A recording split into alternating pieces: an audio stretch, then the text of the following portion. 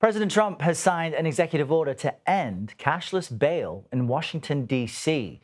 And he also threatened to withhold federal funding if the city refuses to comply. The president made it clear he plans to take the measure further, targeting places like New York and Illinois as well.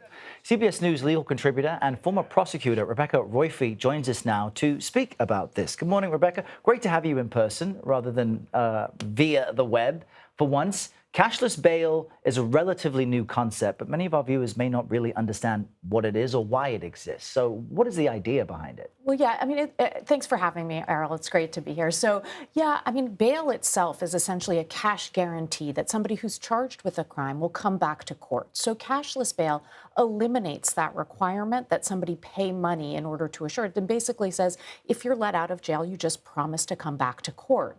And this is something that some inner cities, some more progressive jurisdictions have introduced in order to make sure that people who are presumed innocent, obviously, before they've been tried, are not kept in jail simply because they do not have enough money to pay this cash bail requirement. And you and I were speaking before this segment. There was a case here in New York City of a young man who was taken to Rikers Island for stealing a backpack.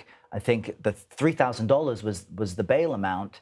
And even after he was released, the trauma of being incarcerated led him to end his own life. So what effect does cashless bail even have on recidivism? Because the other side of the argument is you've got to do something with people accused of crimes.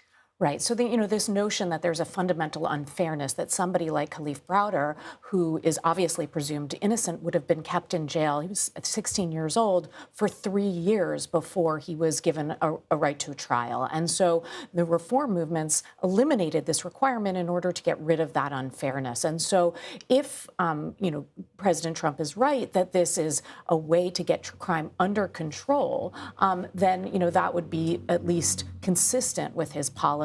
But the studies and data are incomplete and complex and do not show that there is a correlation between eliminating cash bail and reducing crime, or essentially making it such that these individuals do not repeat their crimes. And the data is much more complex, that in some studies show that there might be some correlation in specific instances with people who have particular criminal histories or are charged with particular crimes.